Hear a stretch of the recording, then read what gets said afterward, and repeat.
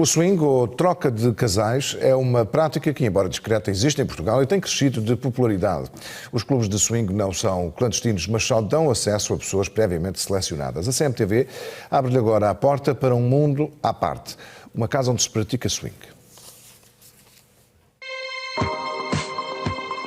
Há swing no boxe num golpe em que se balança os braços.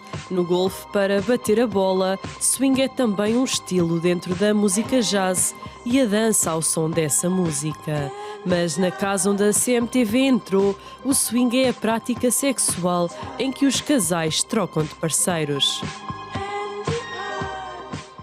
Esta casa, nos arredores de Lisboa, vista de fora, passa despercebida.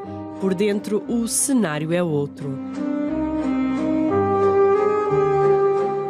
Maria e José fazem swing há 14 anos. Estão casados há 25. 3 noites por semana frequentam este bar, onde além de música e dança, também há sexo.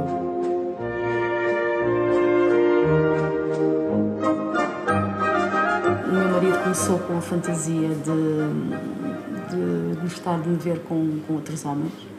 Eu comecei a pensar melhor no assunto e pronto, comecei a achar algum interesse e foi assim que começamos. Daí, a troca, sim. Até à troca de casais, como é que foi? Como é que chegaram aí? Foi com uma evolução, não é? Depois, a certa altura, começámos, talvez mais eu, comecei a achar que também iria gostar de ver o José com outra mulher e então avançámos então para os casais. Mas era-me difícil ver-me com outra mulher, eu. Mas depois as coisas rolaram, digamos assim, e foi bastante interessante. Portanto, eu ali percebi que, de facto, a minha fantasia passava também por estar e gostar de estar com outra mulher. A investigadora brasileira Maria Silvério quis perceber este fenómeno em Portugal e durante 2 anos e meio mergulhou neste universo para poder contar a história. O livro Swing, Eu, Tu e Eles foi o resultado da tese de mestrado da antropóloga, que desde o início desmontou teorias e preconceitos. Inicialmente as pessoas têm a ideia que numa casa de swing vão chegar e vai estar todo mundo nu, fazendo sexo, sem o menor critério, sem o menor discernimento. E primeiro que não é nada disso, né? De fato, é claro que as pessoas estão ali com esse intuito de ter experiências sexuais, mas elas não fazem isso se elas não sentem uma atração física pelo outro. Então não é aquela coisa indiscriminada como todo mundo acha. Descobriu também que há várias formas de fazer swing. Por exemplo, o soft swing seria, ou a troca leve, seria quando um casal não faz a penetração com outro casal. A penetração é feita sempre entre os membros do casal, mas rolam beijos, carícias, né? Já o hard swing, ou a troca completa, que seria o que de fato a gente chama de swing, seria quando acontece a penetração com outras pessoas que não seja o parceiro. Mas, por exemplo, algo que é muito comum no swing é o ménage à trois. Temos também só os exibicionistas, ou seja, são as pessoas que gostam de ser observadas durante o ato sexual. E para isso tem os voyeurs, os voyeuristas, que são aqueles que têm prazer e gostam de observar. Mas não é fácil encontrar parceiros à altura da vontade. O que os casais apontam muito é exatamente a dificuldade de encontrar outros casais compatíveis que ambos, ou seja, os 4 gostam. Em termos gerais, a essência, vamos dizer assim, do swing seria que ambos fossem juntos, inclusive no ato sexual. Então, o que eu percebi é que os casais que são mais iniciantes no meio, eles permanecem com essa ideologia, vamos dizer assim, a gente só vai juntos se nós 2 quisermos. E conforme o tempo vai passando e eles vão ficando mais antigos no meio, eles vão abrindo essas exceções. Acho que é exatamente por essa dificuldade. Então aí os casais estabelecem, não, se você gostou, quiser ir, sentiu atração, pode ir que eu te espero aqui. Ou de repente eu encontro alguém também mais interessante. Tiago e Gabriela são swingers há mais de uma década e donos deste bar há 1 ano.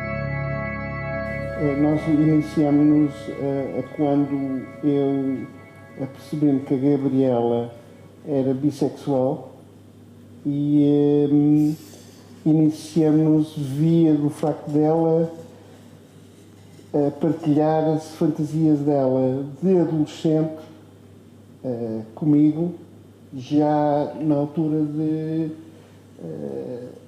do nosso casamento.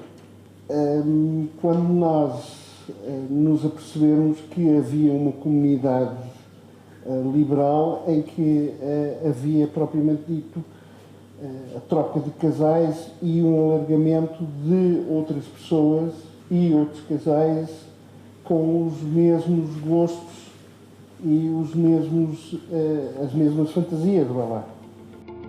As casas de swing são diferentes entre si, mas têm várias semelhanças. As casas de swing, é claro, elas são bastante diferentes em termos de tamanho, etc. Mas de ambientes é muito próximo em que sentido? Todas elas têm uma pista de dança, né, com DJ, música, igual uma discoteca normal. Tem a área do bar, que às vezes tem sofás ou também algumas mesas, ou dá para dançar ali também, que são esses espaços assim, que seriam mais para interação, para conquista e etc. E tem os ambientes, que são os ambientes coletivos, ou seja, que seriam destinados às práticas coletivas. Em que sentido? Normalmente que não tem portas, ou você está ali naquele ambiente para ser observado ou para observar. E tem um ambiente privado, que aí são suítes ou quartos em que fecham a porta, em que às vezes tem só um buraquinho na porta para espiar, e que tanto indica que o casal que está ali, por exemplo, ou os casais, eles já definiram quem vai participar do ato, ninguém mais pode entrar, e também porque eles querem mais privacidade. Há casas de swing em que também entram solteiros. É o caso de Filipa, uma engenheira de 35 anos. Eu gosto do ambiente, sinto-me livre, gosto de realizar algumas fantasias com mais que um homem ou com um casal, em que posso estar com a mulher e com o homem.